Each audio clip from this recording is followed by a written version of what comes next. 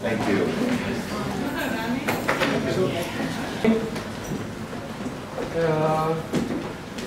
The University of Pécs, Faculty of Business and Economics, organizes the Blue Economy Summer School third time this year.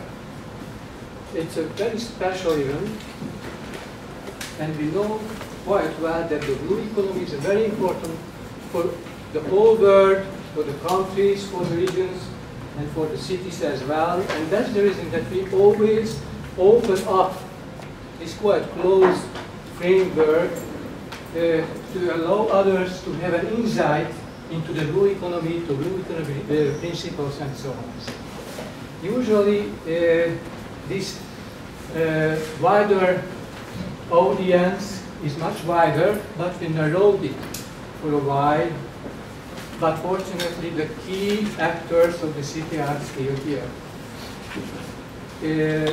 It's also an important part that not the quantity, I mean not the number of the participants who are here, I mean the audience, but the quality of them is important. So what will be the impact of their activities in the later stages? It is also important that who will deliver you this type of insight. And I'd like to thank Professor Gunther Pauli to come here to Pécs again and welcome you here again. But before I will give you the floor, I'd like to ask János Kővári, in the name of the city, and who is the leader of the Committee of the Natural and Human Resources, to give some sentences to us in the name of the city. So please. Well, you are welcome. Your second home or third home, I don't know. And you're welcome here in Pécs. I don't know how many people from here and other side, but I think you are. That's why, because we need a new perspective, because we think in this city also our way is finished. We like to open new way to live in Pécs, to live like at home, because I think our city is beautiful, but don't use those resources what we have. We need this opening lectures. And thank you for you, and thank you for your welcome here.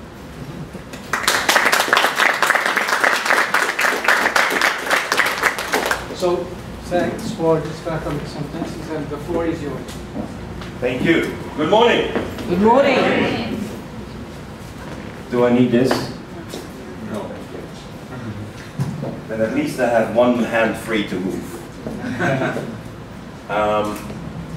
It is actually in Pécs, it's my 5th public lecture. So it's the 3rd one in the framework of the business school's summer program, but it's the 5th time. And so what I enjoy about being in Pécs is that there is continuity. The key is continuity, because we know that when you come with innovative ideas that are very much out of the box, you can never expect anyone to just do copy-paste. It doesn't work. It needs time to settle in. It needs time for adaptation. It needs time for academia to make it part of its courses. It takes time for policymakers to get adjusted to it, to get acquainted with it, and to integrate it step by step. And I know, especially with Tibor and with Peter, we have had from the very beginning the idea that this should become a blue economy city. But I just have to remind myself, in this project I'm not going to present, that when we succeeded about 2 weeks ago to finally inaugurate El Hierro, and you've heard, most of you heard about it, It took us 17 years. Now, I don't think I have another opportunity to have the patience for 17 years to do something like it again. We need to go faster. But even with the desire to go faster, we need to lay the basic stones of understanding that will make people passionate about what they're doing. I mean, we have squeezed passion out of everything that we do. We just do it because it brings in some money and because we have to do it. We've got to change that attitude, and therefore, for me, the last few months I've been talking about how to go from the vision to the reality. Because we need to translate it into reality. But the exercise of El Hierro, making this island self-sufficient in water and in energy, therefore using water as a stimulus for the local economy, that took 17 years. Las Gaviotas, which some of you know, took us 25 years. So it's already an improvement of 7 years, 8 years. Now, we need to go on a faster track, but how can we get on a faster track? We can only get on a faster track if more people understand what can be done and how it can be done. If it's just yourself and you're trying to generate a wave, and I've learned over the years that if you try to generate a wave, you will burn out. The only way to succeed is that you're surfing the waves. And there are a lot of undercurrents in society that tells us that you really have communities that want to do things differently. The greatest obstacle we face is what I call ignorance. We're not aware of how it can be done differently. So this morning I'm going to try to give you a bit of a slightly structured background on how things can be done differently. And very differently from this little factory that I created 22 years ago in Belgium. I mean, I cannot stress enough the shift in my mind in order to go from the person who thinks he's the guru by creating a new industry, by competing on price and on quality with Procter & Gamble and Unilever and Henkel, only to realize that my business model was very ecological, my factory was very ecological, but that I was destroying the habitat of the orangutan. I mean, how can you be a guru cleaning up the rivers in Europe while at the same time you're destroying the habitat of the orangutan? You can't reconcile it. And to me, this is the nexus in my life where I saw, and I had even great difficulty, that I was not the guru, but that by the time you were considered the guru, people didn't even believe you when you said, I'm not. It's a very strange situation. Trying to go to Greenpeace and tell my friends in Greenpeace in Amsterdam, we have to mount a campaign against palm oil, 1993. And they're saying, but you're the guru. Yes, but this is palm oil, this is destruction.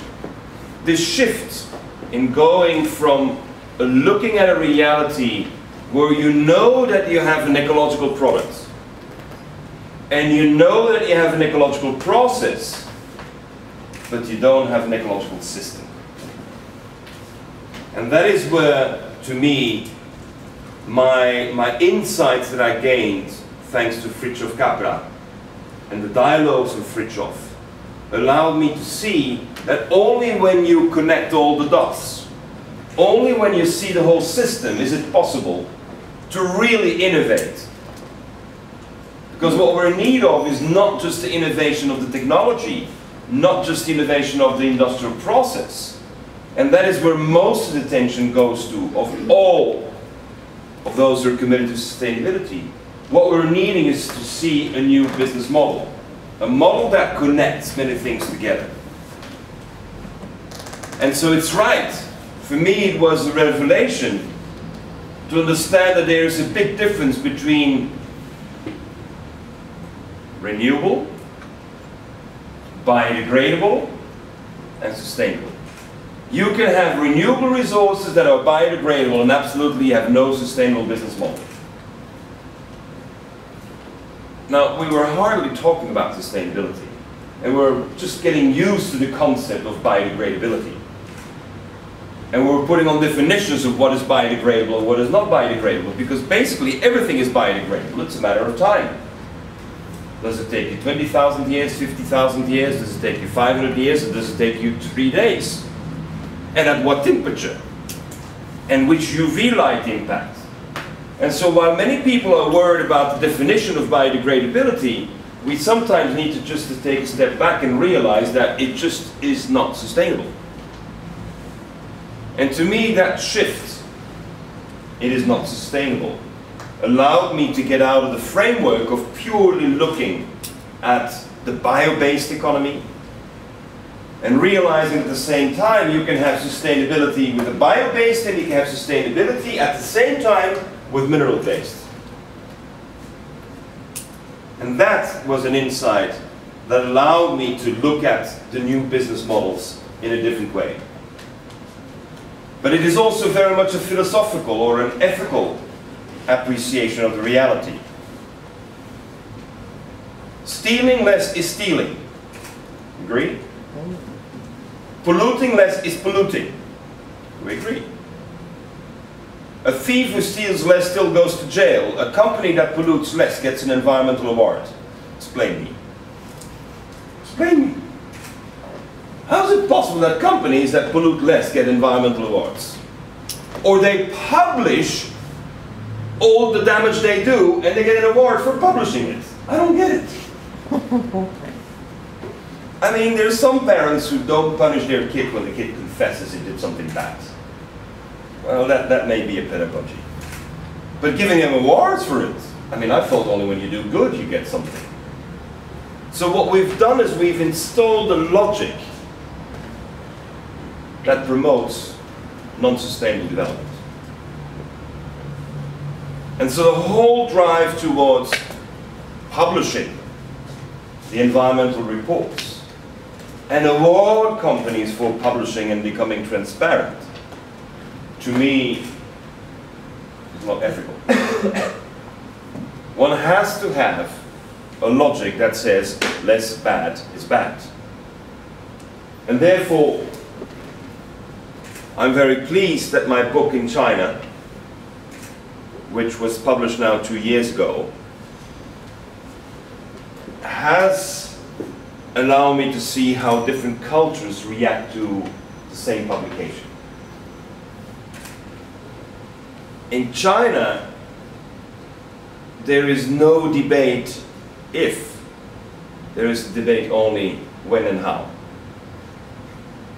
Whereas we have in the West this incredible French influence of philosophy where we want to analyze everything. Descartes. I mean, we have to put Descartes a little bit aside, huh? We are so deep into analyzing everything that in the end the only thing we do is analyze and debate the results of the analysis and disagree on the analysis and re-question the hypothesis. And this may be very scientific, but in the end of the day, when do we get to the action? And what I've realized in China is that the first action they wanted is education. The first, the absolute first. And we need to realize how cultural differences manifestate themselves when a simple book is being read and people say, let's educate the kids and let's go to action, and others say, let's debate this. Debate is needed, but it should be debate in action.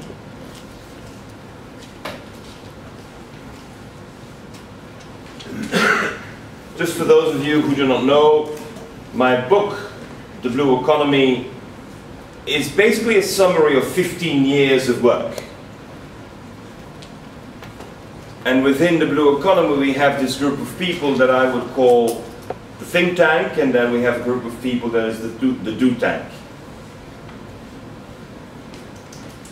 People like Kish Tibor is kind of in the middle. He's and do and think. Peter is a bit more to the do tank. But why we have the Blue Economy Summer School is because we want to have more people who can do and who feel committed to do. The prime purpose is not to think. The prime purpose is to follow the guts. That this is the way to go forward. And I tell you, if you rely on statistics, or do you want to rely on your guts? I tell you, with statistics you can prove anything you want. You put one hand in cold water, ice cold water, and another hand in boiling water, and on average, you feel fine. And we know it's not true. And I remind people that when Adam Smith developed The Wealth of Nations, and when David Ricardo developed the theory of comparative advantages, he had no statistics. Pure imagination. Pure product of the mind. There were no statistics available. When Malthus created his book, he had no statistics. He thought this was the way it was going to be. Statistics were not available until after the Second World War. We had zero statistics. John Maynard Keynes did not have statistics to work with. Nevertheless, government decided on massive debts and stimulus packages based on no statistics. Because people believed and they had a direction. And they had a theoretical insight that had a certain logic, but it was absolutely no scientific base. And we forget that unless we go back to that kind of an approach, we're not going to innovate, because we're going to have the people who have these statistics and the people who have those statistics. And you can come to completely different interpretations. So I think it's very important we realize that statistics in economics is an absolutely new phenomenon which has blocked innovation. It has locked it in. Therefore, it's not because I failed my exams in statistics. I actually had a summa cum laude in my statistics. So it's not because of that. But the key is that we have to realize that statistics and all the footnotes that people today want to have in their economic publications is no guarantee. It is always the result of a political motivation that is substantiated with statistics that fit. And this is something that is very hard to say, but that is why political parties always are always right. Whatever they say, they're right. Because they always find statistics that support what they say. And of course, they're not the same statistics. Now this you know. The green economy is good. The green economy is started really from a passion and a desire to translate our economy into a more sustainable one. But the key problem is we keep on cutting costs. To me, the greatest obstacle we have in economic development is the mindset that we believe that by cutting costs and having cheaper products, we have more purchasing power. This is a joke. But everyone believes it. I mean, why do we believe it? Because it drains all the jobs out of our local economy? And now we can enjoy 20% unemployment with government benefits? Is that the reason? I don't get it. We have a logic that supports the cutting costs that fits a certain interest group. But it doesn't fit society. But since interest groups don't care about society, that's why they call it interest group. We're all blindly following. And worse, we're training all these MBAs to think that way. We're training all these economic students to think that way. I mean, did we think that brainwashing was only happening in the communist era? We're doing exactly the same. And we need to switch our mindset and see the reality with different eyes. Because the cutting of costs is very simply demonstrated that over your lifetime it drains the capital out of your economy. And that is what's happening with Europe right now. In the Netherlands, there was just a publication, very interesting publication in the Netherlands, where the shop owners, the independent shop owners of white goods confirmed that over 10 years, the quality of the white goods has reduced, but their sales has gone up. Interesting. I only knew one refrigerator in our home. It was the same one for 18 years. I never knew another fridge. Today, a refrigerator is timed to get bad and not work after 7 years. Or the European Union installs a new standard for efficiency, you've got to change it. So today, over 25 years, you buy 3 fridges. Yes, they're 30% cheaper. But you buy 3. That means in the end you pay double. Over 25 years you pay double the amount as the original one. And not only have you paid double, the money that you paid went out of your economy. And now we say globalization makes it efficient. That is efficient because they only calculate 1 year. They don't calculate 25 years. Now, how is it possible that we fall into that trap and believe that this free trade thing is going to bring us wealth? It brings us wealth 1 year for the world economy, but not your pocket. It drains it out of your pocket, and it drains it out of your economy. Now, do I have all the statistics to prove it? Yeah, they are available. But what is most important is that the sales organization, the independent stores, confirm that our sales go up, but the quality goes down. And to me, that is a perception that we do not notice because we are too much into this advertised world where we know that we should get something better. Therefore, within the blue economy, my key argument is we need to innovate, not innovate just the technology, you need to innovate the business model. The model of doing business. And let's not forget, macroeconomic data is the accumulation of microeconomic data. Today, all policymakers think that we can act on the macro and the micro will change. But the micro they want to change is that to please consume more, please take more debt to buy. And so they will try to manage the macroeconomic data so you will consume more and get more debt. We shouldn't worry in the first place about the debt of governments. We should in the first place worry about the debt of people. It's a new form of slavery. The Belgian government has 100% debt of the GDP, but the Belgian people have 130% debt. So how do you ever want to get out of that trap?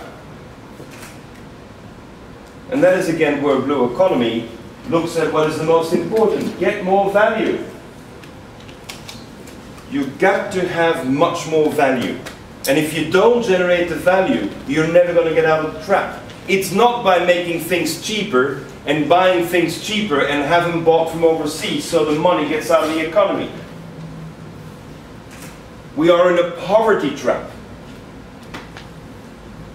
Any economy where more than 50% of the food is imported is guaranteed to impoverish a big segment of the society, which we're knowing. That's why we have to have food banks. How is it possible that we have people with hunger in Europe, or in the tropics for that sake, where everything grows all the time? I mean, you have to make an effort to get hunger, huh? It's not easy to generate hunger in a country like Colombia or Brazil. So much food around, and you still have malnutrition.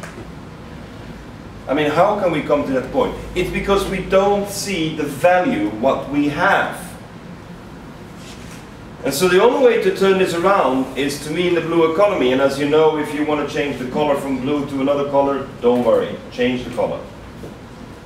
The most important is the logic that's underneath. The way to get out of the trap of the debt, the trap of the globalization, the trap of poverty is to generate more value with what you have. And that really is blue economy. Now, of course, that's a very short statement, but we need a new business model. Now, I'm going to give you, starting from a vision sourced in fantasy, we need to stimulate and science and risk. I'm not saying we don't need science anymore. I said stop looking at the statistics. That's different than science. Stop looking at the statistics. Let us focus on what is important. Now, this is my family. A little update. It's my little baby was born tomorrow, 4 months ago. Now, whenever I have another child in the family, I pressure myself to get a little bit more creative and do something different. Because when a child arrives, it's a big event, you know. I mean, even if I have 6 of them, it's a huge event. Every time there is that new baby arriving. So, we have to create something that didn't exist before. Well, a baby, that is something that didn't exist before. You've created it. But I decided to combine a few of my interests. This is bamboo. And this is the art of weaving bamboo. Let's call it the dying art. Not too many people do it anymore. But I have a great interest in silk. If you read The Blue Economy, you will find quite a few pages about silk. 100 years ago, we were producing in the world 1 million tons of silk. Now, if you produce 1 million tons of silk, for every ton of silk, you have 80 tons of excrements from the caterpillar. Now, ladies and gentlemen, this is 80 million tons of excrements. And some of you may know I've always been very interested in poop. Why is the excrement so important? Because it's a topsoil generator. Typically the mulberry tree was planted by the Chinese in areas where there was nothing growing, because the mulberry resists arid zones. But by planting the mulberry and having actually these caterpillars eat half of the canopy of the leaves, you generate 80 million tons of topsoil year after year. So not only have we substituted silk with nylon, we have eliminated the topsoil regeneration, which we never saw. That is what we call the commons. Something that nature does for you, and you don't look at it, you don't appreciate it, you don't know it until it's not there anymore. And then you realize that in China and other areas where the sericulture was very big, at once they have more arid zones. It is not that it was climate change only. It was because we stopped replenishing the topsoil. 80 million tons of topsoil a year is a lot of topsoil. High quality excrements from the caterpillars. Freshly processed leaves. Now that is gone. Today there's only 80,000 tons of sericulture, of silk. 80,000. So what I would like to share with you is how the birth of my son gave me the idea to do something about sericulture. And I know that silk cannot compete with nylon. So we need to find something else. A new business model. So, here you see how we create this structure. And you may see them here, they're the caterpillars. And we cover this completely with silk. So we take bamboo, which is one of my passions. Because if you have bamboo and you replant bamboo, what do you get? More bamboo. Water. And topsoil. I mean, the two most important commons that we have to have preserved in our society is that we have and the regeneration of topsoil and the generation of water. These are the two bases of life. You don't have topsoil, you don't have water. You ain't having anything. So therefore, it was my exercise to figure out how can we stimulate both. And we do the bamboo, and we have the programs there, but I was trying to find how to combine both. So what is this? This is the crib for my baby. I decided to ask an artist in China to weave me the crib for the baby out of bamboo. But if you go and lay in it, I tell you, it's a bit hard. You don't want your baby to lay in that. So what's the solution? Cover it with silk. We have a ½ centimeter thick blanket of silk woven by the caterpillars over the bamboo. Here it is. Now what do we get? We get something that didn't exist before. We get a new business opportunity. You call it art, you call it cribs, you call it bamboo weaving, whatever you want to call it, but this is a new product. It didn't exist before. But it's the merger of bamboo and silk. Two products, two processes, two systems that are indispensable into our global environmental consciousness. If we're not conscious that the product we design is generating topsoil, and the product we design is generating water, what design are we doing? Only to please the eye? And only because the rich can afford? So the design that we created with this is just telling us do more with what you have. We have silk, and we have bamboo, but do more with it.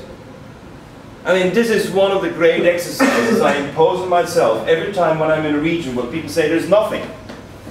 If you think there's nothing in your mind.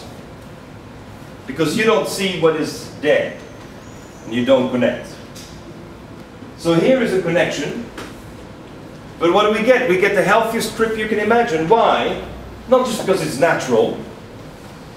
Why was silk such a coveted product? Because silk has no virus, no bacteria, no fungus. That's the great creation of the caterpillar. It wants its little baby to be completely embedded into an environment where no virus, no bacteria, no fungus. So what kind of a bed do you want for your baby? I want a bed for my baby, a crib for my baby, where there's no virus, no bacteria, no fungus. Simple as that. But second, you can revive sericulture. These are 5,000 caterpillars that you need for 6 months. 5,000. You need to feed them, otherwise they don't do this. What do you need to feed them? Leaves. And what do you get? Poop. Topsoil. You replenish the topsoil. We revive the bamboo weaving technology. It's nice, it's labor intensive, but it's not to make the cheap baskets that you import from China. All of you imported and bought somewhere sometime. It's in order to get the weaving done, but now you have value added through arts. It becomes artistic. It is not just a product to sell. Because what we want people to do is to order it, because it takes 9 months to make a crib. Nice. You know your wife is pregnant? Go and buy the crib. Both take 9 months. But what we're doing is we're creating a complete different pricing for silk. We are actually using silk not just to be beautiful in a dress, but we're using the innate capabilities of silk to protect you from fungus, virus, and bacteria. And of course there comes the typical question. And what happens when the baby vomits? This is silk. Just wash it off with water. Because nothing will impregnate it. That's the beauty of silk. That's why silk was so special. That's why nylon became so special, because it was 1/10 of the price. It was a derivative of petroleum, which was cheap. You build on tradition and culture. Now, creating new products that build on tradition and culture is by definition a local economy. You stimulate something locally, because tradition and culture cannot be exported. That is place specific. And by the way, it's sustainable. Now this is the way I like to approach things. By the way, it's sustainable. I didn't come with a flag of saying, we got to do and save the world and we need to try. It's not going to work. People have been doing that for 35 years. And it just isn't going in the right direction. So there is a need to change our own perception. And I can guarantee you, in China, they're excited. And when people get excited, things move. I mean, ever needed to convince anyone of anything? If you have to convince, there's no excitement. So China loves this. And it's probably because I've been so much in China. I'm in China every month. And we really are planning to revive the sericulture. We want to get to the 1 million tons again. Why not 2 million tons?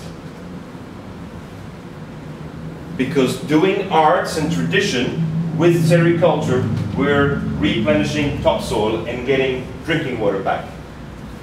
We don't need a program for drinking water. We don't need a program to preserve culture and tradition. We don't need that program. We just need to have something that responds to the needs that every parent perceives. My baby must be growing up in its first few months in a healthy environment. That need is perceived by every parent. There's no debate about that one. And so how do we translate all the issues that we talked about and translate it into something that responds to a need? That is blue economy design. Because when you're able to respond to that need, then you know whatever you produce will have a market. Now we're not trying to make this as cheap as possible. That's not the purpose. We try to generate as much value as possible. Now what's the value of topsoil? There's no value. Economists don't give value to topsoil. So therefore, we need to go beyond what we have. And the baby will be happy and sleepy. Multiple benefits. One of the core principles of the blue economy is that you never do cause and effect only. And you heard me. Never cause and effect only.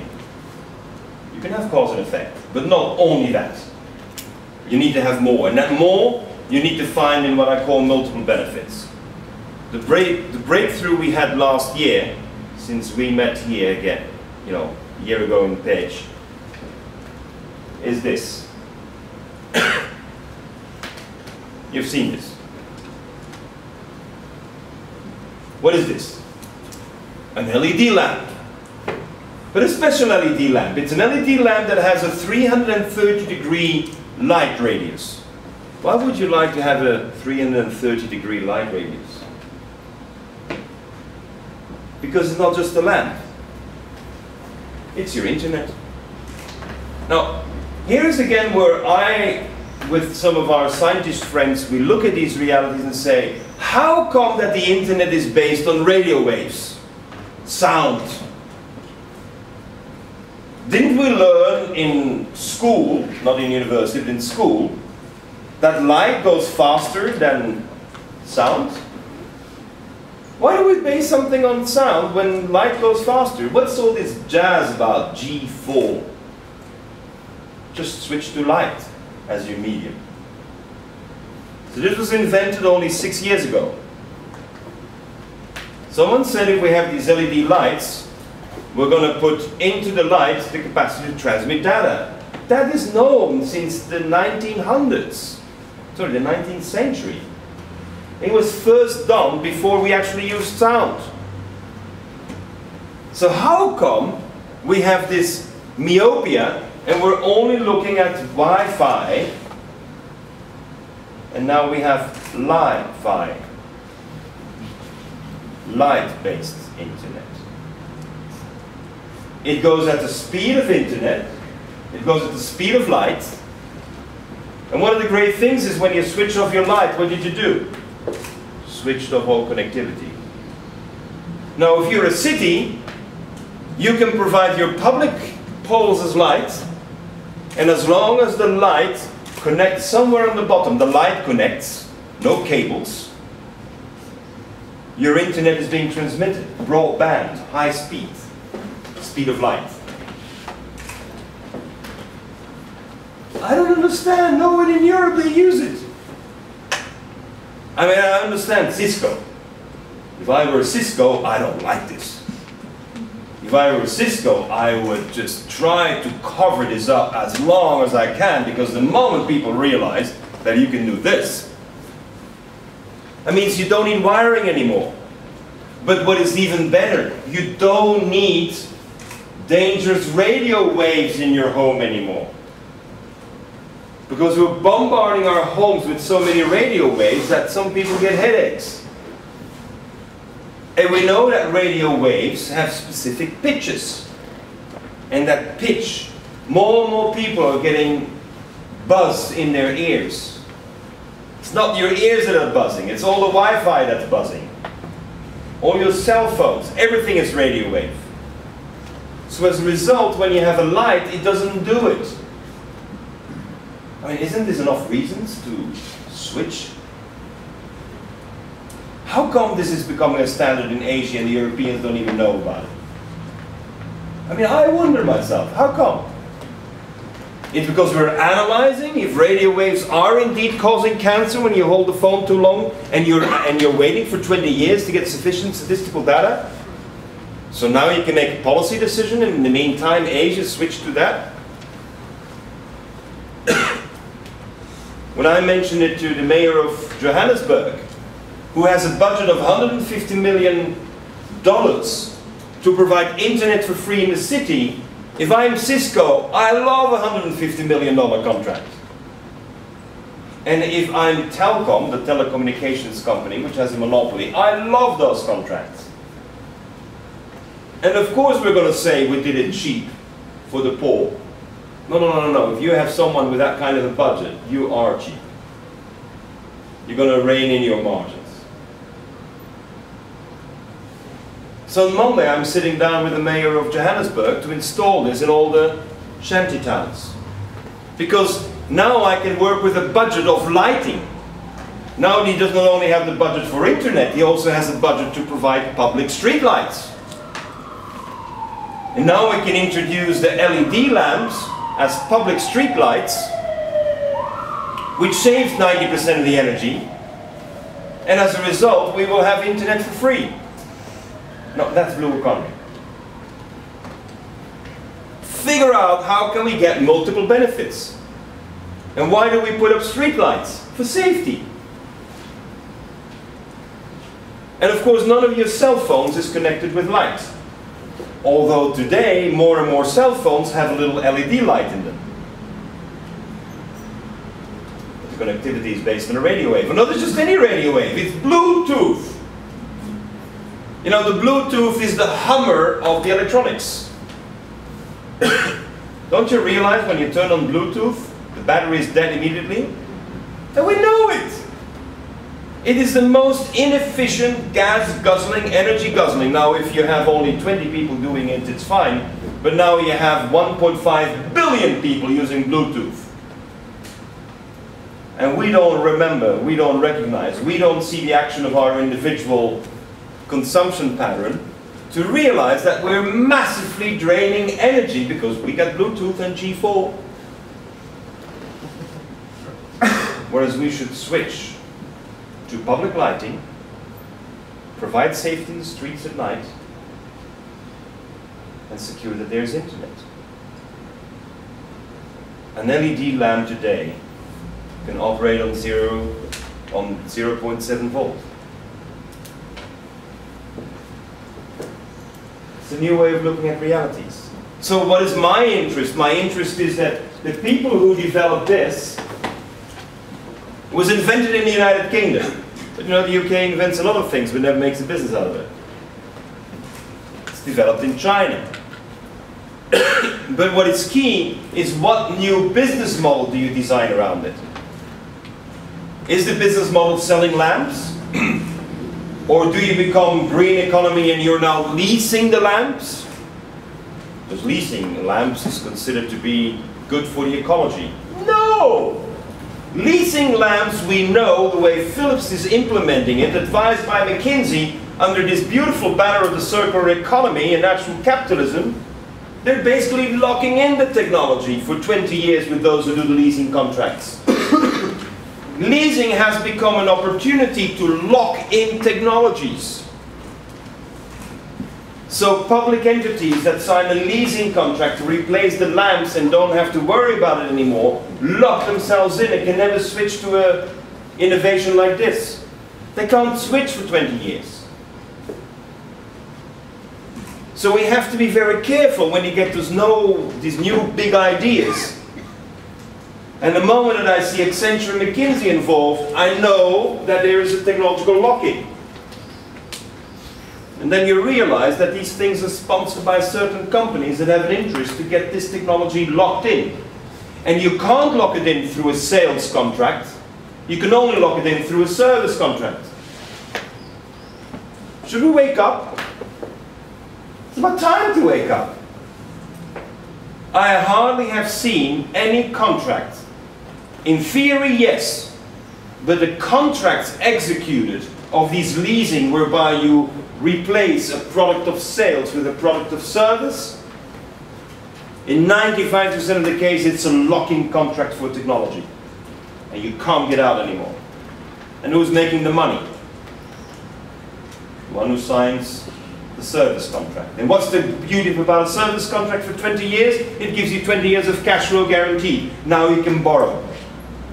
Now you can borrow more money. You didn't build up assets. You have an opportunity on your cash flow to borrow more money.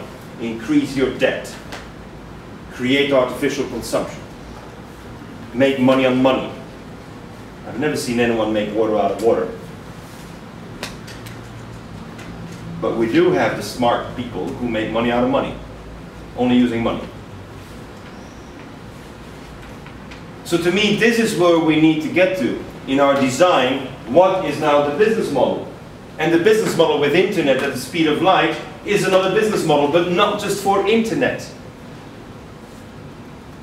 Blue economy allows us to see the multiple benefits.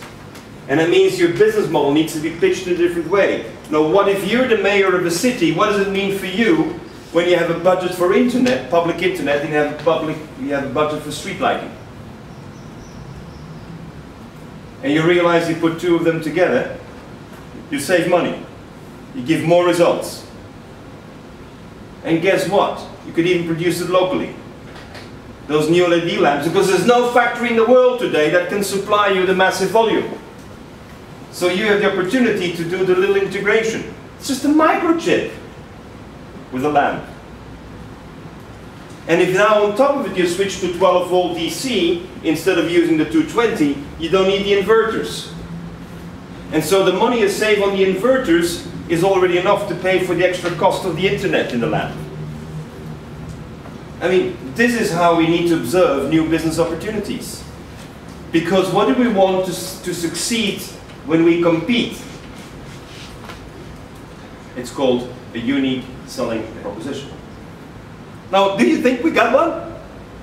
We got a unique selling proposition to the guys in charge of internet, but we got also a unique selling proposition for the guys in charge of street lighting or home lighting, but we also have a unique selling proposition for the guys in charge of internet security. Because I tell you one thing, the way the experts have been advising me, very difficult to snoop to get into your internet when it's at the speed of light. It was very easy when it's the speed of a cable or at the speed of sound. But at the speed of light, the NSA has some difficulties in snooping. Maybe that's the reason why it's not popular.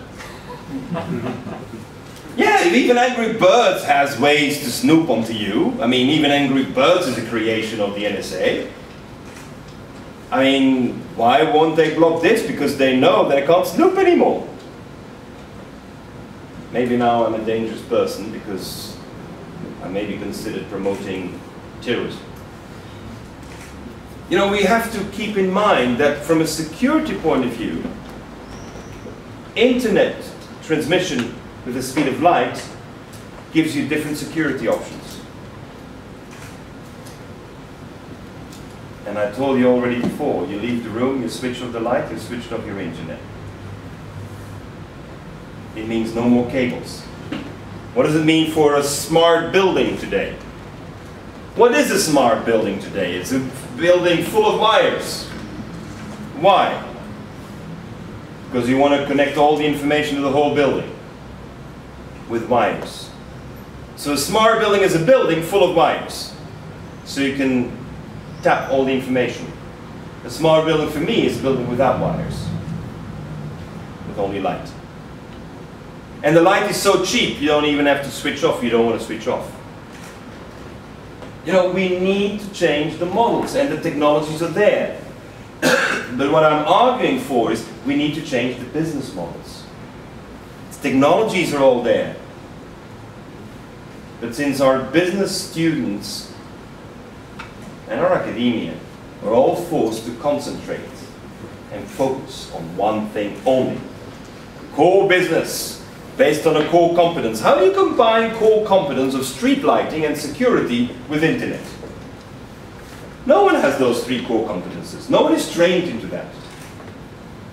And actually, when I talk to security experts or I talk to street light experts, they don't know about the internet with the light. It's all on the internet. You can Google it. Isn't it amazing? We have the information and the data is on the internet, but we have no wisdom and no knowledge. Blue economy tries to bring the wisdom and the knowledge back into the logic. Not just statistics, not just data, not just information. Here's another one of my new projects. You know, I'm a very privileged person because there's always something new happening. And Charles, who probably hears one lecture of mine every week or 2 weeks or 3 weeks, always got something new. Because we're continuously creating new things. And one of the new things we want is create virtual realities. Because going to China, I see this. Who has one of those at home? You're going to tell me you never bought one of those? Yeah, people buy it. Now I realize in China this is a big industry. But what is it doing? It's killing all the spiders. I mean, people are killing 100 spiders to find the one spider that is nice enough to put in there. And they're killing off the scorpions and the millipods. Everything gets killed off. Because when you make it, not everyone is a success. So 1 out of 100 ends up into something you can buy for $5.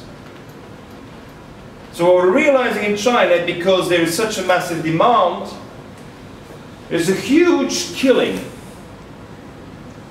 And I launched a challenge to one of my friends, Sean Frey. Who knows Sean Frey? Sean is 31, got his PhD in physics from MIT. Do you remember the technology, the flutter technology? I mean, you have a band, and you put it in the wind and it starts fluttering, like a sail that is not well put in on a boat, that's not put well in the wind. That fluttering generates electricity. So you've got a patent on the fluttering. Now fluttering has nothing to do with this, but the mindset of a person who can do the fluttering technology and turn it into lights. So the simple fluttering of 10 of those little machines will allow you to have LED lights functioning all the time. We don't need this for wind, we need this. Because we know that with a very small amount of wind, you always have electricity, always. So I challenged Sean Frey. And Sean, when I visited him in Hong Kong 2 weeks ago, gave me this.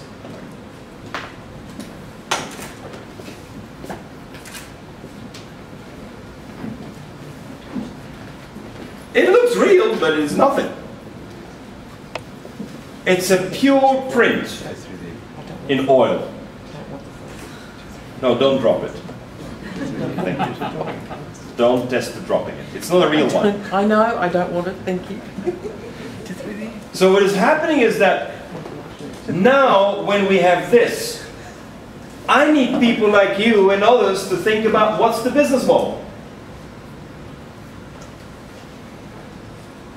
And as I have always thinking, you got a product, and of course now we can create not only all the animals, because if you look at it, you think it is the animal. Now this is a virtual reality I enjoy, because it will save millions of spiders and millions of arthropods and millions of millipods, and it will save millions of those. But it will create an industry that actually is generating more value. And the inside, we're still working on the outside, which is an epoxy. But the inside is vegetable oil. This is made with vegetable oil because my friend Sean knows that if he comes with anything else, this guy says no. So inside you have 16 layers of vegetable oil. And the vegetable oil allows you to create this virtual image. Now of course I can make a picture of you, and in 3D I can cast you in that as well. I can take a picture of the sky in 3D, as most cameras will be able to do in about 6 months' time. I can take a picture of the sky, and I can take the sky with the moon and put it in there. And forever, that evening will be mine. I can make it 2 meters big. Now, I'm putting this forward because we haven't figured out the business plan yet. We haven't figured out the business model yet. But don't you feel like you got something? This is 3D printing, but not the way MIT does it. And that's part of the challenge that I knew, because Fab Labs was developed by MIT, and it's using one of the most toxic epoxies in order to be able to do it. And I'm nothing against Fab Labs, I think we can do much better. And Sean thinks that he can do much better because he had his idea to put the flutter technology into Haiti. And MIT said there is no money in that, we don't do it. So he left, created his own lab. Couldn't find money in America because in Silicon Valley they're not interested in that. You need to have an apps that's absolutely useless for the world to get water or food. If you're not able to invent anything that is useless for water, food, housing, then you don't get funding. So he set up his shop in Hong Kong. And for this, he presented to the Hong Kong government and said, that is what I want to do. And the Hong Kong government put up $500,000 to get going. And then I needed some extra money, so we had a private Kickstarter and raised the money in a week's time. Don't you feel like it's something that this we gotta do, right? We can save all these species one by one. But what do? We don't tell the people don't do it. We tell the people here to do it, more, better. And the beauty of the thinking, if people get into the thinking, it's not only the solution of the technology. On top of that, the machine is ready. The machine costs $20,000. Think we can raise $20,000 to get a machine here in Pécs? We can see photography shops re-emerge. And instead of having the picture on a piece of paper, now it is a picture in virtual reality. And we know that technology already existed in glass. You've seen those glasses with the images inside? But one color only. And actually these are air bubbles. That's a different technology. That's an air bubble technology. This is a vegetable oil technology. And guess what? It's fully recyclable. If you break it, you can use it again. So what am I trying to say? I'm trying to say the following. Sometimes you get angry because you see these millions of species being destroyed for the pleasure of a tourist who likes to buy and likes to have the millipods or the spider or a scorpion. There. And you get angry. Well, anger doesn't solve much. So convert anger into that positive energy. And mobilize, and this is the privilege I have, mobilize some people in the network who can start thinking about it. But create that new business model. Don't sit and be pleased with the solution. Get up and get into action and create the business models. How many of these do you think you could make in a day once you have a machine? One machine can do 200 units a day. How much do we charge for each one of those? How much would you be willing to pay? I'm not selling you anything. $2. $2? It's too cheap. This is unique. This is the privilege to have the first ones. I mean, what would I mean, today in China they pay $5 for a real one. $5. What if I put your face into there, and then you have a picture with yourself there, or my baby? The baby is born, and you take a 3D picture of your baby, and you cast that. How much are you willing to pay? Perhaps more than that. How many people would be willing to put their baby into a real-sized picture forever? I think most of us would say, yeah, that's worth the investment. Because what do we do now? We put the hand of the baby in a little cement or the foot.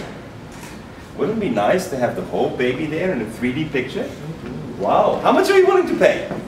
I mean, what I'm doing is trying to develop the business plan, right? The business model. And the beauty of it is, the day after the baby's born, you have it. Do we sense the business opportunity or not? Absolutely. Do we sense this is just the beginning and there are so many other things? So that is why I put Sean in touch with Mario Fleuring. And Mario was just blown away. Mario Fleuring is case 50 in our 100 cases. And he's doing the additive manufacturing, the 3D printing with titanium, which is 100% recyclable. It started with an anger. And where can it take us to? I don't know. And to be honest, I don't care. Because I do know that the level of applications is so enormous that you can not just save the animals. You can create a new product for posterity. Which is what people like, huh? You buy something, and I don't think that the people who have that made of their baby are going to throw that away. You're going to keep that. This is changing consumption patterns. This is changing perception of products. And knowing that you can make that locally and you don't have to hire an artist gives you a different opportunity. So how much are we paying for this? Give me a number. How much would people willing to pay? A real size 3D model of their one-day-old baby. Hundreds of dollars. Hundreds of dollars. Yeah. And how much would you pay for the first 1,000 babies? Yeah, so much more. So much more. You think we can sell that? Mm-hmm. Have a business model going? So what I'm trying to do is to do very simple and say, in the end of the day, you're only going to succeed if there's someone willing to pay. And what my little market research tells me here is that there are people willing to pay. And not just tens, but hundreds, perhaps even thousands. And when I know there are people willing to pay, then we can start thinking the next step. So to me, this is blue economy. Now, I know I got an hour and a half, and I'm sensing that I'm going to need 3 hours and a half. So I would like the people who are here and they think it's an hour and a half, you can keep on thinking it's an hour and a half. And you can leave the room whenever you think it's time for you to leave. Okay? But I think we have to talk more. This, many of you know. But what you may not know is that last week, with the Dutch Minister of Economics, the joint venture was signed for South Africa. So South Africa will have the second factory. Why South Africa? Well, because they took the bull by the horn and said, we're going to do it. Simple as that. Why are they going to do it? Well, they're not just going to do it because of all the technologies. They're going to do it because of that. The most important reason for them is water. 70% of the children, 70% of all the children in the shanty towns in South Africa suffer from gastrointestinal diseases in the summertime. Why? Water. And the water they get is water that is either over-chlorinated, or they get water that has too many bacteria. And what do you do when you have too many bacteria? And it's the only source of water you have. So now, the Solaris system allows to have water sanitized. And what is the value of sanitized water? The value is that you could eliminate 70% of all the children getting sick in the summer. Who's losing if the children don't get sick? The pharmaceutical companies. Who's winning? The schools. Kids don't go to school when they have diarrhea. So here you have something where we don't talk about selling electricity and hot water. No. The business model changes, because if you have a platform technology, you have so many multiple benefits that you can always have a benefit which is specifically needed here, and that has no solution, because how do we get clean water? In South Africa it's very simple. You have to put in sewage systems, you have to put in new pipelines, you have to do all the rest, and there's no money for that. That means you're guaranteed to have for the next decade or two gastrointestinal diseases. How do you solve it? Boil the water. How are we going to boil the water in a shanty town? There's no wood, there's no tree, and there's definitely no electricity. So the joint venture is based on a logic which is different from a logic that we use in Europe. The logic is sanitized water. No more gastrointestinal disease. Now, what is the cost of having 70% of all the children having gastrointestinal diseases? Just they're getting 10% off. Massive savings. Now, who makes those budget calculations? Well, the one who has to pay. Now, the one has to pay for the pharmaceuticals. What do they know about water? They don't worry about water. They're just trying to get the medicine to the people. Cheap. So they're negotiating with the pharmaceuticals to get cheap medicine. So what we're needing is, when there are multiple benefits, which all the blue economy technologies and business models will have, we need people who are shifting the logic to what is needed here and now. And that will be very different. That's why when you see how they're using this technology in Sweden, doesn't make any sense for the South Africans. That is not what they need. But they need sanitized water, and they sure want local production. We've been working with Solaris for many years. And Solaris has an innovative production technology approach. With 200 units assembled, you have break even per month. That means you're doing 2,400 units a year, you're break even. Now you go to an expert in solar systems and you tell that you're break even at 2,400, what will he declare you? Crazy. Doesn't exist. And of course in the mindset of the present industry, it doesn't exist. But if your business model is to compete on the basis of the price of electricity, it's another business model. If your business model is to compete on the basis of making children healthy and not having gastrointestinal diseases, it's a different business model. That's blue economy. You've got to be able to adjust to the business model. And by the way, when you take care of the kids and eliminate the gastrointestinal diseases, you still have electricity. And by the way. Well, that's nice. And by the way, it can be locally produced. There are 246 solar companies in South Africa, and 2 are manufacturing in South Africa. Everyone else is a solar company, but importing from China. A few are importing from Germany, but the Germans imported from China. So it's a lot of A bit of water. Sure. No, you.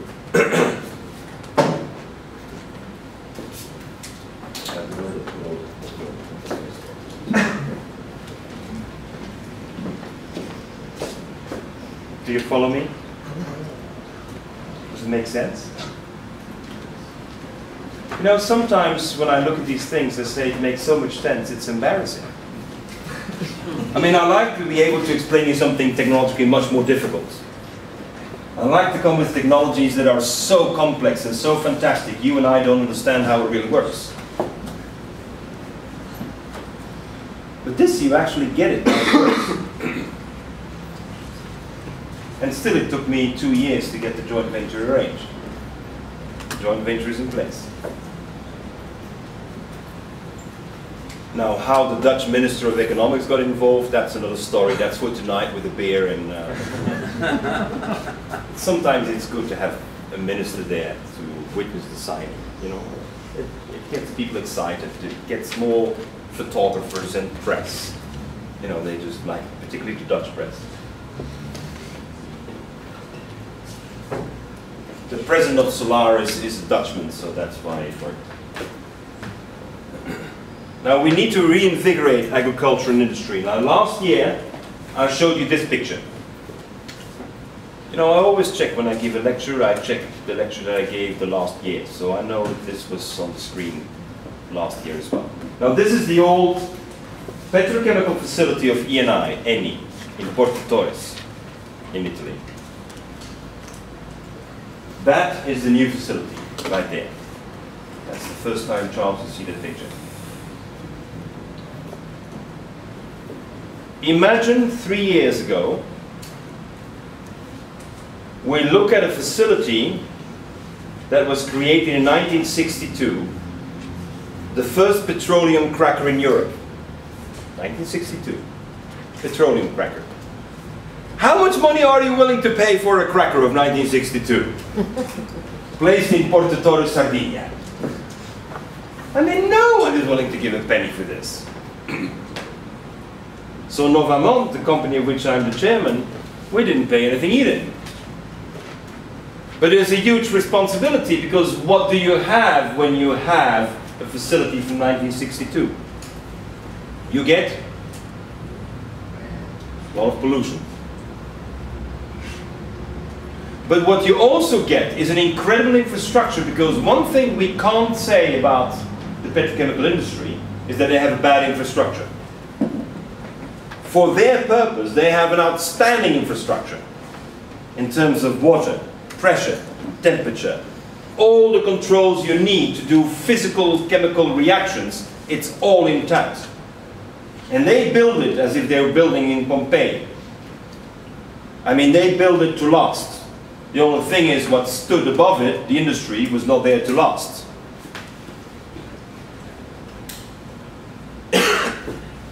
The raw material we're processing here is this flour. In English we call it a fistel. We talked about it last night. Here's the picture.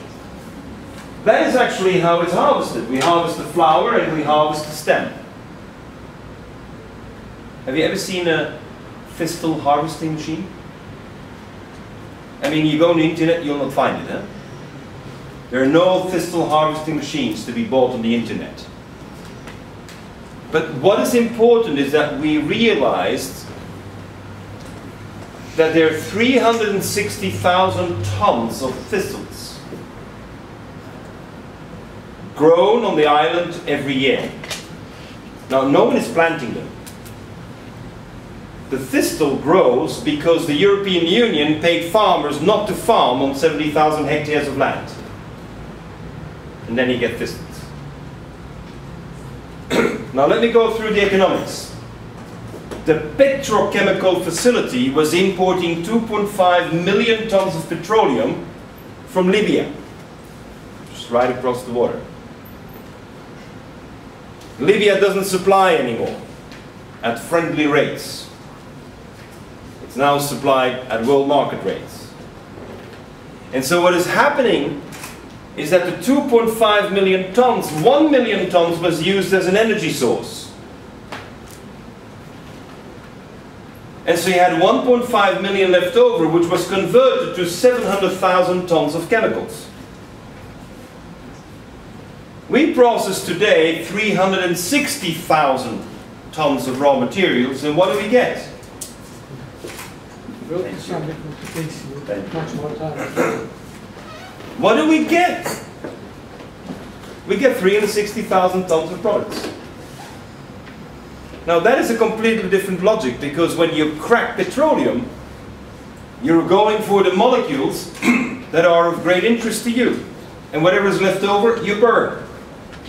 That's the logic. And of course, this is what they call closed loop and energy efficient, and nothing is wasted, and no, it's only just put in the air.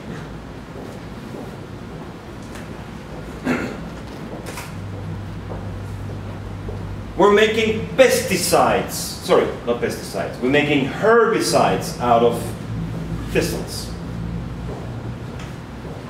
Because a thistle is, of course, an invasive plant, and if you have an invasive plant, then the plant must have something to kill the others. That's the herbicide.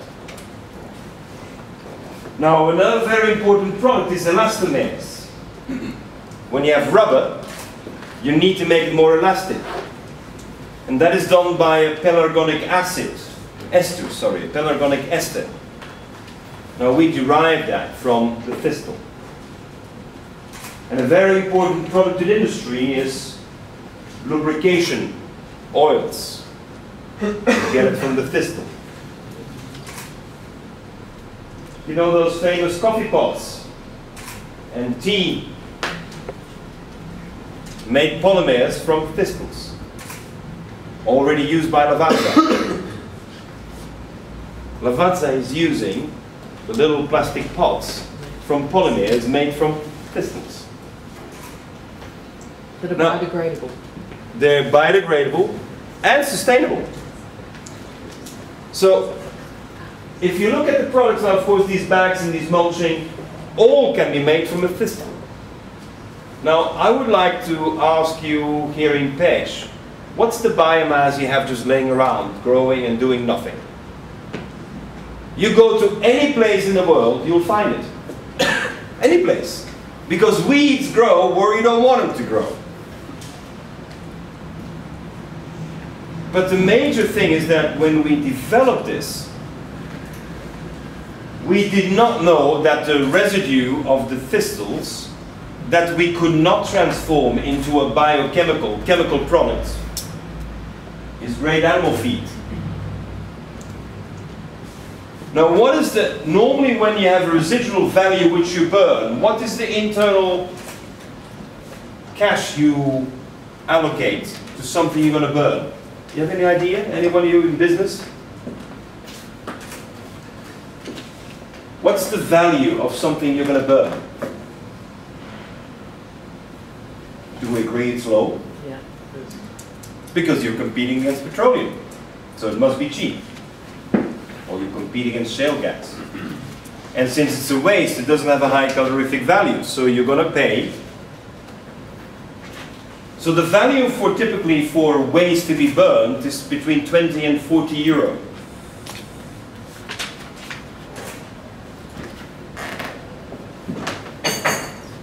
Thank you, Dior. 20 and 40 euro. What is the value of an animal feed?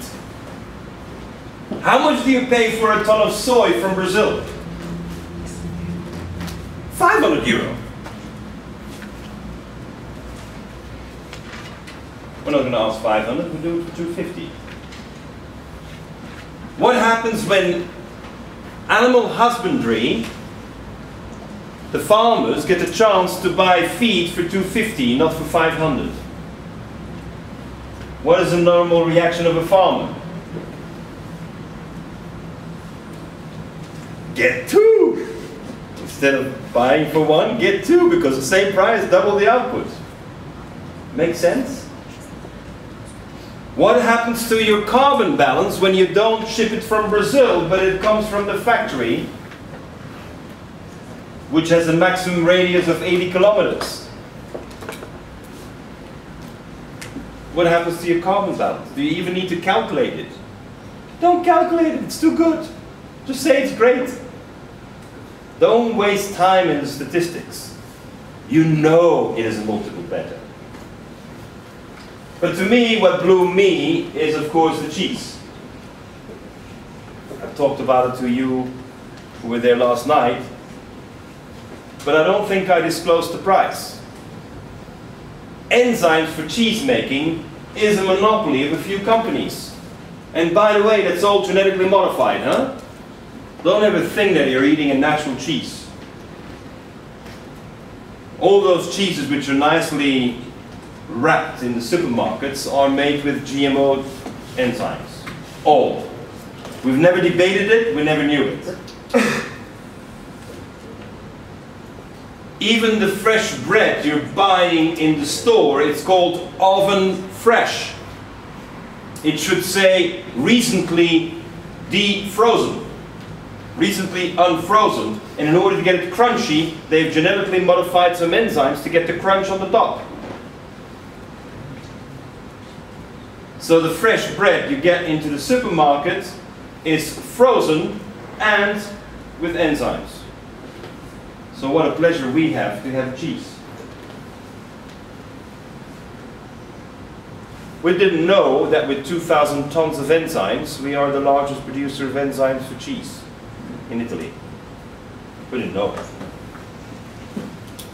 So the most important thing is that once you get started, you have a series of businesses that start evolving you had no idea about. But what's the most important of this project? Money circulates locally. Now that is a major difference. So instead of having the soy imported from Brazil and therefore money going out of the local economy, that money stays in the local economy. Instead of having enzymes bought from Denmark, those enzymes are bought locally. Money circulates locally. And now somehow economists forget that the circling of money, the more money that goes round locally, grows the economy faster. But it would be inflationary unless you have products against it. And that is why one of the key arguments that I put forward in the blue economy is this. We have to reinvigorate agriculture and industry.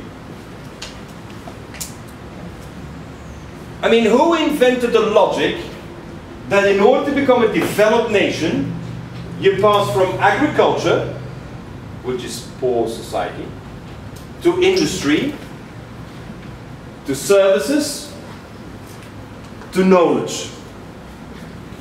Who invented that? And it doesn't make any sense. It has nothing to do with reality. Who's going to get you your food?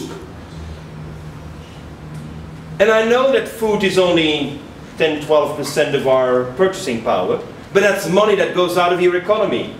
And I know that industrialized products is only another 15% of your economy, of your purchasing power, but it goes out of your economy. That means 30 to 40% of your purchasing power is going out of the economy, and what comes in?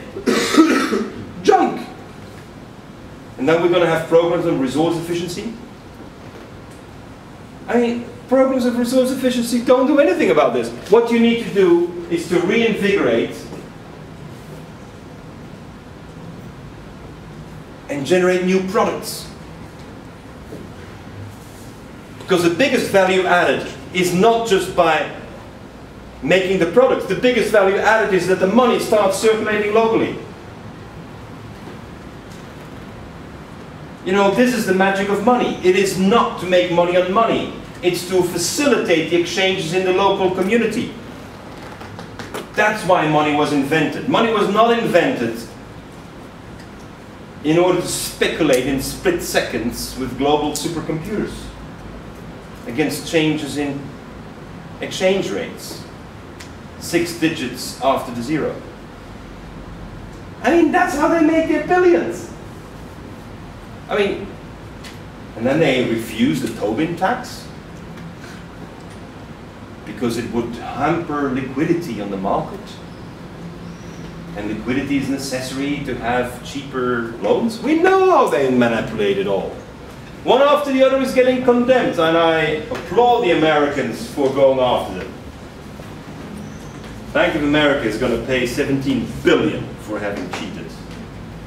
That was the news yesterday. They all should pay the billions.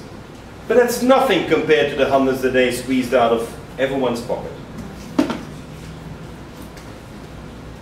We need to go to multiple cash flows. Within the blue economy, it is key to think multiple cash flow.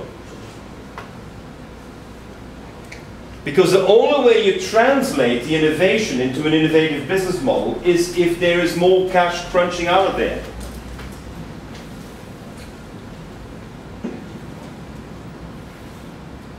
More value is translated not only in the amount of cash as an asset, but it also is translated in the flow. Weeds have one advantage: they do come back. They come back. You plant them, they come back. You don't plant them, they come back. You kill them, they come back. You cut them, they come back. It's quite amazing, actually, you know? You know, do you feel like we have a competitive advantage over Monsanto's GMO seeds? I think we have a hell of an advantage. So it doesn't even, why would we now direct energies against Monsanto? Just put your energies in this? I mean, very often we mobilize a lot of our energy to get negative. Why don't you just divert the energy and be positive? Last year I talked for the first time in the course about the corals. You remember, Tibor? Now you're going to see how it's been implemented. You know, who's a diver? Who of you is a diver? Who has paddy? I mean, it's what we see, right? All the time. And we're delighted to see a beautiful fish. We need to go to Palau to finally find some great reefs. We need to go far away these days to see the beautiful reefs. In Colombia, Islas del Rosario, 30 years ago, fantastic. Today, it's not there anymore. So, I was on the island of Bonaire, in the Caribbean. And the question was, how do we save the corals? Because the tourists come here to see the corals. Now, if you want to save the corals, then you have to do something about the goats. Because the reason the corals are in bad shape in Bonaire is not because of climate change or pollution. It is actually the fact that there are 30,000 goats on the island who have no owners, really, and who eat everything, all the shrubs, and as a result you have soil erosion. And you have a lot of soil erosion, then you have a lot of dust in the water, and that kills the corals. So if you want to revive the corals, you better get the dust out of the water. In order to get the dust out of the water, you have to get some feed for the animals. But the feed imported on the island is $1,000 a ton. Now, if you're only getting 60 cents per liter for your goat's milk, can you buy the feed? No. So what do? Let him eat the shrubs. So you have a vicious circle that starts degenerating. And the degeneration leads to the fact that, of course, now the goats are not really the strong goats. You have also a degeneration in terms of genetics. And then you have two environmental movements to oppose each other. One environment movement says we got to save all the plants on the island, so let's kill off the 30,000 goats. Some smart person said, let's all export them to Suriname. And then you have the other guys who say, these goats have the right to live with us. They've been here 300 years. We can't kill off the goats. Get them some feed. So we got them some feed. And the feed we're getting is Salicornia, which is growing on all the beaches. Everyone sees it. Now, of course, Salicornia. Who knows Salicornia? So we're using the Salicornia, which is always there, but of course, no goat eats Salicornia, says the wisdom of the islanders. We have never seen a goat eat this. Well, so what do? We get the Salicornia, we squash it, we put it into a bottle, and we give it to the baby. The baby,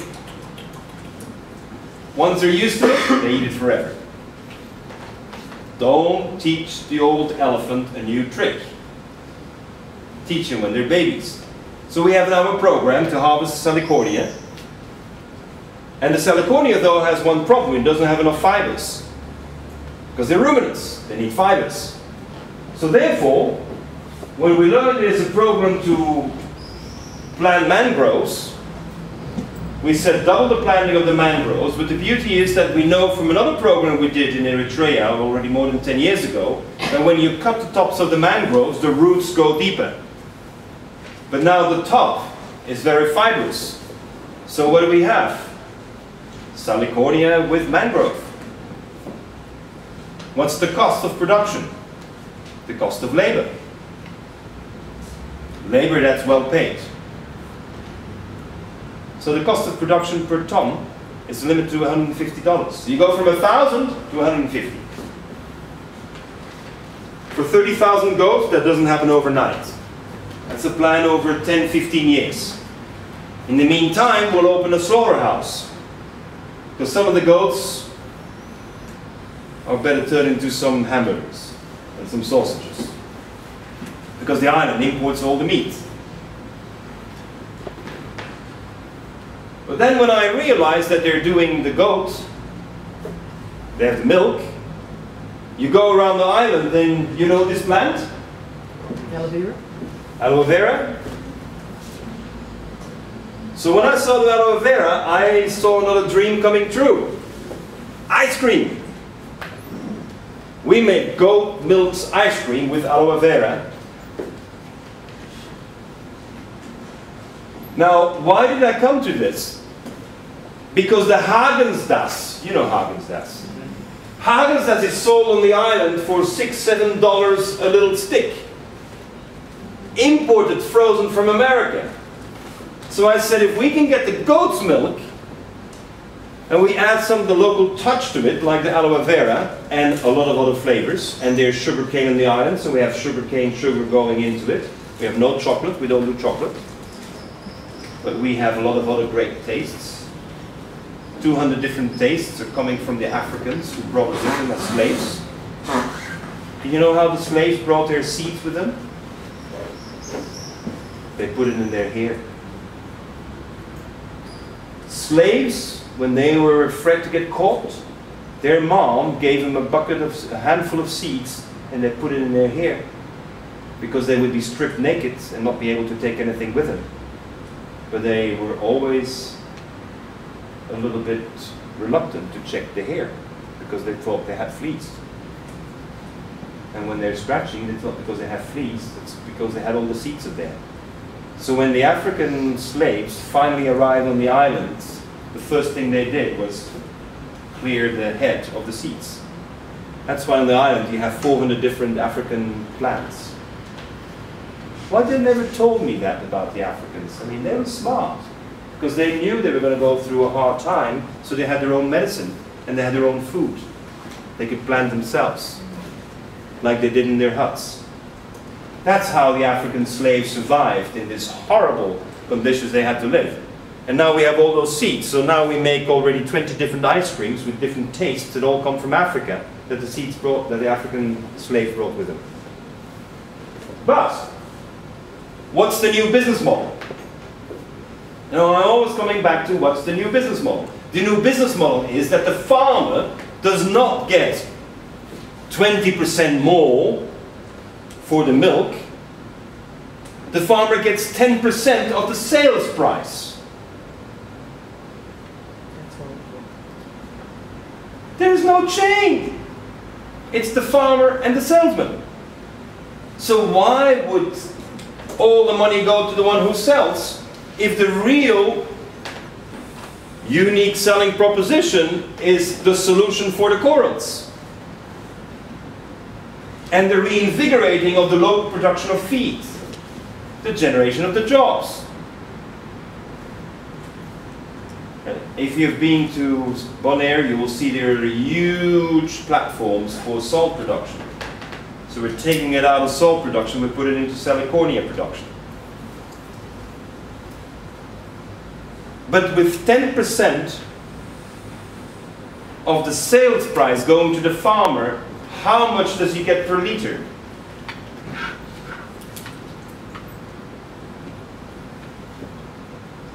€6 to €7 per liter. How many farmers in the world get €6 per liter for their goat's milk? None. And why not?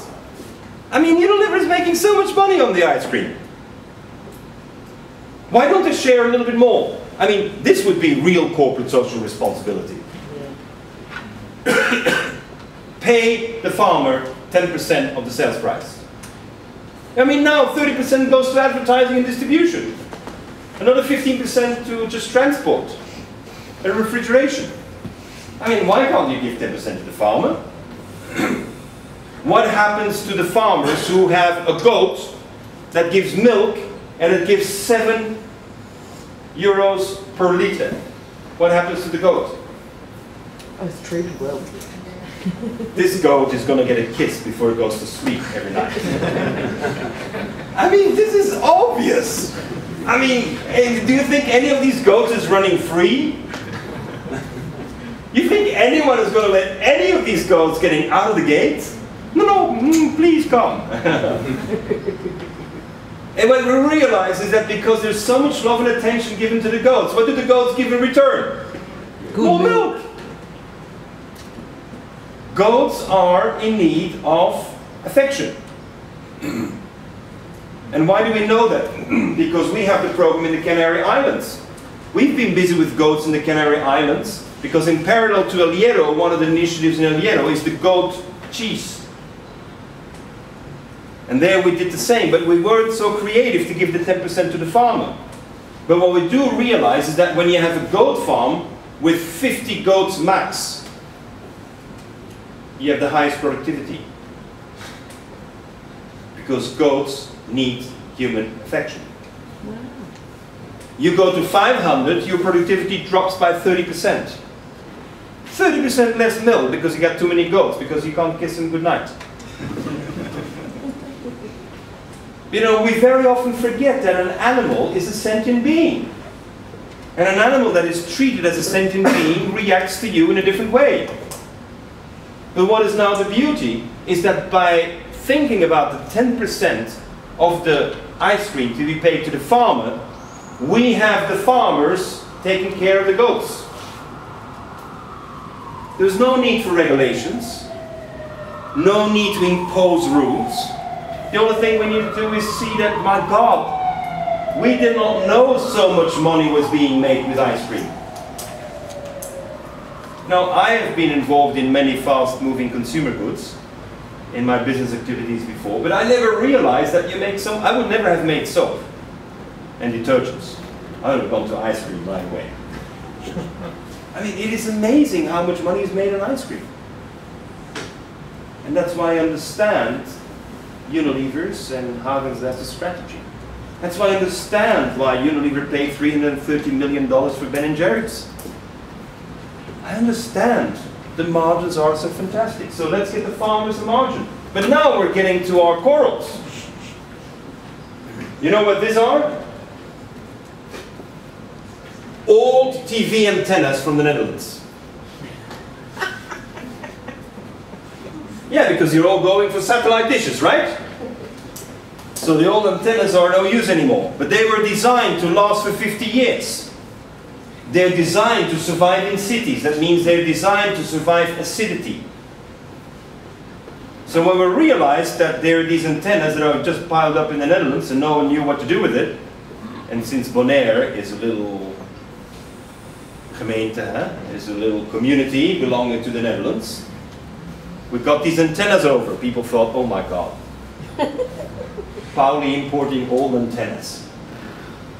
We knew he was nuts, but not that nuts. Well, what people didn't know is that we're creating these coral nurseries. This is a coral nursery. Because of course, if you can say we're going to replant the corals, you've got to figure out how to plant them. And before you figure out how to plant them, you need to know how to do the nursery. Try to Google coral nursery. Check who in the world has that ready-made solution for me. There are none. And that means you can get creative and you can be simple-minded. One of these produces 600 little corals a year. Sorry, every 6 months. So this is how it works. That's 6 months. Of course, you need to know where to put it. You need to put it where the nutrients are flowing. And who knows that? Local people. The local divers. The buddies. The local buddies from diving. They know. Because they have been diving there for 20, 30 years and they know the corals here grow better than there. So we got the buddies, the local buddies, who tell us where to go. We have 24 sites on the island of Bonaire. 24 sites where you have a battery of 10 of those. And we thought this is a good start. This is what happens. This is a coral planted. This is another 6 months later. And this is 3 years later.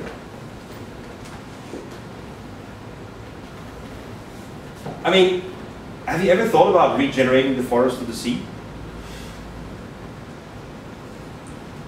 So we can take this now. Where is the business model? Can I come back to that? Because we want to plant 100 million corals, and that costs 500 million euros. And what do normal people say when you want a budget of 500 million? Impossible. I have a very arrogant attitude. When people tell me it's impossible, I ask them to leave the room. I don't want those who have the intention to do it to be obstructed by those who don't know that it can be done. So we need to have the crazy people in the room who think, yes, this can be done. And 500 million, well, that's another couple zeros, right? So you need to take it down to what is possible. Now, this is not a business model that we're developing. The business model exists. People come to Bonaire and they have to prove they have a paddy. They have to prove they can dive. Then they can register for a 1.5 day course that they can get an additional specialization certificate how to plant corals. And people are not taught how to not touch the corals. People are taught how to plant corals. And in order to pass your exam, you have to plant 100 corals. At €5 per coral. You think people are ready to do that? I bet you. And what happens if you have planted with your family? Because 100, once you get into it, you think you can do more. Now what happens if you and your family have planted 1,000 corals? What are you going to do? Take ownership of it. That's mine. And so what are you going to do? Keep coming back. Keep coming back. Repeat tourism. That's a nice business proposal. There's nothing better than creating an emotional link between you and an island, and you keep on coming back to see how your corals are doing. And when you see this, what do you feel like doing? plant more.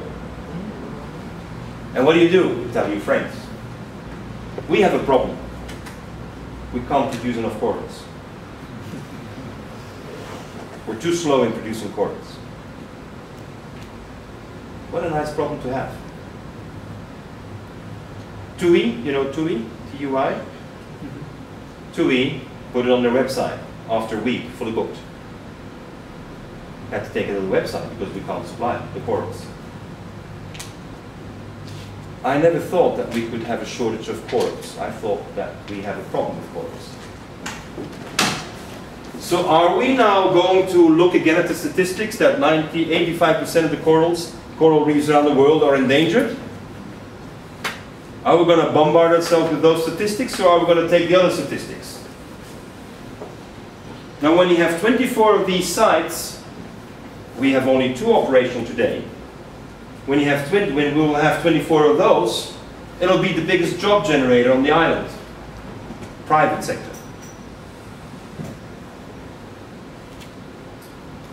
I've just been with Sandra Besudo. You know her. Yes. And with her dad, and with Sammy Besudo. Yes. And I told them, you guys get going on Islas Rosario. I mean, no escape. The former Minister of Environment of Colombia. And her father owns the biggest tourist organization of Colombia. Tour operator. It's ready made, so you go and... I saw Sammy just Sunday again, and I reminded him. Now, you see how business models develop? And this goes fast now, huh? It's not 17 years anymore. Now, even a year ago, I was very enthusiastic about it, but I didn't know this could move fast. But it is moving fast. Because what I did not realize is that there is a great consciousness in the world about the problems with the corals. People are aware, but people just don't know what to do. And one of the biggest problems is that we as individuals, we very often feel like we're useless. What can I do? But with 24 coral nurseries, we can produce 64 million corals in 20 years. At this moment, we think pushing it to 100 million there is going to be a bit too much. There's not enough sites to do this. But do we agree 64 million is a nice objective? It's going to be the biggest contributor to the economy. Regeneration of coral reefs. Which everyone thinks is a cost, for which WWF asked you to contribute cash. Donate. We don't need donations. Because they're not sustainable. The moment people don't donate anymore, it's over. And there is a donor fatigue. People don't donate the way they used to donate. And yes, I know Warren Buffett just gave $2.4 billion to a few of his pet organizations. But corals were not part of it. So we need to design the business models that are integrated, generate multiple benefits. Generate benefits beyond what we thought. But what is more, we're creating new science. You know, we're creating new statistics. Because you look for statistics on coral reforestation, you don't find it. So what we need to do within the blue economy is create new realities. Not a virtual reality, new realities. And the new reality is that we can see how corals can be. And I must admit, 3 years ago, I did not know that these corals do this. I mean, I was always told they were going slow. And of course I have the scientists from Miami who attack us, and they're saying, but you're doing a monoculture of corals. And then I go back and say, that's exactly what we were told. We were planting pine trees in gaviotas and regenerate the forest there. We were told we're doing monoculture with pines. But then today, biologists do know you need pioneer species. You need species who start. and species who don't dominate. Now this is the elkhorn coral. And the elkhorn coral is a pioneering species. And that doesn't mean there is no space for other species. And since you've learned about the 5 kingdoms of nature, what you're doing is you're creating a space where the other kingdoms can grow as well. It's not only the monoculture of one coral. We're doing 2 species of coral. So I'm again debating with IUCN, International Union for the Conservation of Nature, is this a monoculture, yes or no? And of course, what do we want? Do we want to see if this is pioneer species, yes or no? We don't know if it's going to work. But unless you do it, you can't create a new reality. And what we always get as a critique is this is only 1,000 species, this is only 5,000 species. No, gentlemen and ladies, this is going to be 100 million species. And very often what we do with the blue economy and why we have resistance, not resistance because people are bluntly against, because people don't get it, is that there is such a shift in the logic that I'm more and more aware that we need to create what we call new science. You need to create a new reality. And unless you have the new reality, today, we know we can regenerate tropical rainforests from savannas that used to be there. We know. And we know because we've done it. And for more than 20 years, there was no one who wanted to come and see it because it was a monoculture where we're changing the ecosystem of the savanna.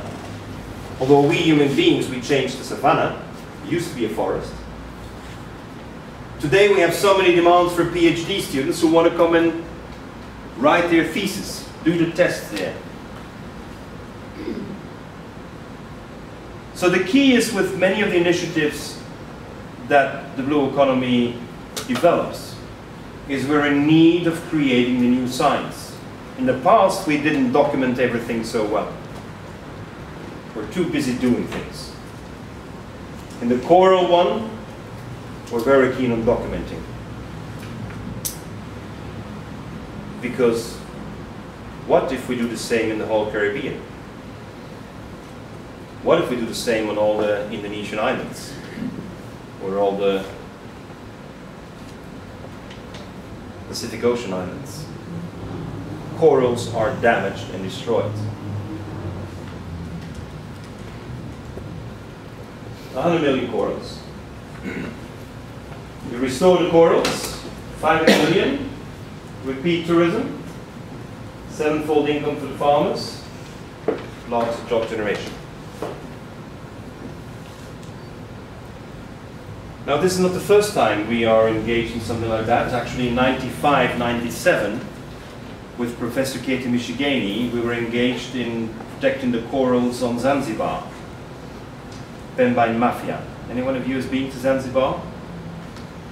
Little island, the long island in front of Dar es Salaam, Tanzania, which is the old traditional Arab port, where the corals are destroyed with dynamite fishing. In 95, Professor Michigani there started planting seaweeds. Today it has 17,000 employees. 17,000. Doing seaweeds. And in order to have the seaweeds at higher productivity, it needs the coral reef. So who's now policing? Seaweed farmers are securing that there is no dynamite fishing, no acid fishing anymore. So what we're in need of is designing those new business models. We need to understand that there are new business models, and these new business models have to benefit the community. They have to benefit the local community, and it cannot be on the argument that there is foreign investment. Foreign investment does not generate jobs. It just beefs up the macroeconomics. You know the coffee, but I give you the summary here. This is what we now do with coffee. Of course, you drink the coffee, you grow the mushrooms, the waste of the mushrooms becomes animal feed. Now we blend coffee into textiles, so you have odor control of your clothing, naturally with coffee. You put coffee into your carpets, so the odors are absorbed in the rooms. You put coffee into insulation material for refrigerators and for cars, so when people smoke in the car, it doesn't smell the next one that comes. And you can put it into paint. The last two, you use coffee oil, because what many people don't know is that this is actually 15% to 20% oil. Most of you haven't looked at coffee very carefully after you drank the coffee. Not even the Colombians knew, and neither Brazilians knew, that there is oil in there. It's an extraordinary type of oil. So we're harvesting the oil, pressing out the oil, so we can put it into insulation material, and we can put it into paint. Paint is oil. So you blend coffee in there and it absorbs odors. And since it's a physical reaction, physical chemical reaction, it doesn't die out. It's the porousness that absorbs all the odors. And there's my daughter Chido, teaching the women the opportunity. And you know, when women in Africa learn that on the wastes of the coffee farm, they can produce, first of all, food for themselves, and second, they can produce food for their chickens.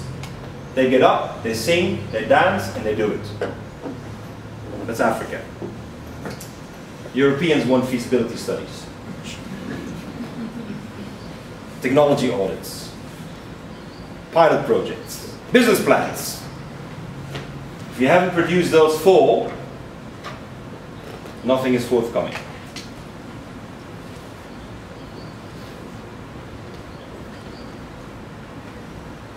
It's now in Timberland. All Timberland stores have these shoes now. The tag is small, maybe you haven't seen it yet, but it says drink it, wear it. Timberland has become one of the great sponsors of this initiative, not because they pay sponsorship fees, just because they buy the product to line the shoes. Take off your shoes, no smell. Nice. And here you see the President of Colombia with his first coffee-laced t-shirt. Juan Valdez, at least you know it. The coffee chain of Colombia, they have 400 coffee shops around the world. He's selling now t-shirts with coffee. Not that you drink the coffee and then you have the t-shirt, no, no, no. In the t-shirt is coffee. And it's totally produced in Colombia. The coffee, of course, is made in Colombia, and that is with instant coffee, the instant coffee factory, called Café Buendia. That is then blended by Clariant with color pigments. That is given to Lafayette, and Lafayette makes the fibers. That is given to Supertex, and Supertex makes the clothing. And then it goes to the store of Juan Valdez. 100% produced in Colombia. And they thought that textile industry has no future. See, this is part of the problem, that we got these macroeconomists who talk about the new sectors of the future. And they're going to look at apps, and they're going to look at internet-based, and all of those great products. While they're forgetting that their coffee waste is the basis for their new textiles. Now, I don't know how we're doing on timing, but I know that I've been going already for 2 hours. Is that right? Yeah. You want to stretch for a moment and move a little bit, or do you have other plans, Tibor? No. Peter?